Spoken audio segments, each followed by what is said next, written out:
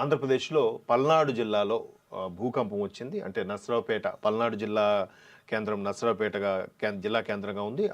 దానికి దగ్గరలో ఒక భూకంపం వచ్చింది. భయపడాల్సిందేమీ లేదు. బట్ తీవ్రత మాత్రం 3.5గా తీవ్రత ఉందంట. ఏపీలో భూకంప ప్రకంపనలు భయాందోళన సృష్టించాయి. పల్నాడు జిల్లాలో గురువారం తెల్లవారుజామున భూకంపం సంభవించింది. అంటే 19వ తేదీ తెల్లవారుజామున రిక్టర్ స్కేల్పై 3.5 తీవ్రత నమోదైంది. ఈ విషయాన్ని నేషనల్ సెంటర్ ఫర్ సిస్మాలజీ నిర్ధారించింది. ఒకసారి ఈ భూకంప అది మ్యాప్లో కూడా చూపిస్తున్నారు.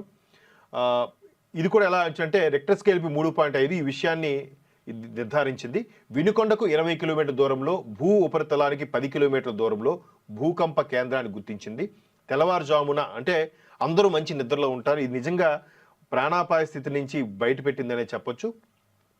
పల్నాడు జిల్లాలోని వినుకొండతో పాటు దర్శి చుట్టుపక్కల ప్రాంతాల్లో భూమి కంపించింది.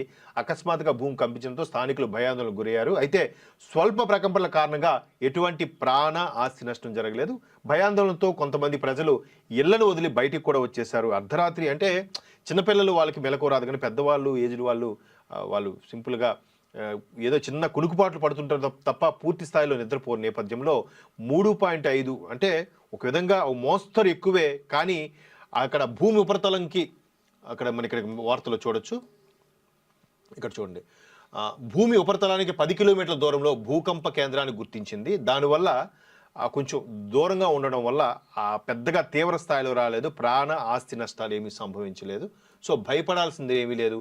పల్నాడు పరిసర ప్రాంతాల్లో ఎస్పెషల్లీ వినుకొండ, దర్శి ఈ 2 కేంద్రాలకు సంబంధించి కొంత భయాందోళనకు లోన అయ్యారు. భయాందోళనకు లోనవ్వాల్సిన అవసరం లేదనేది ఒక వార్త.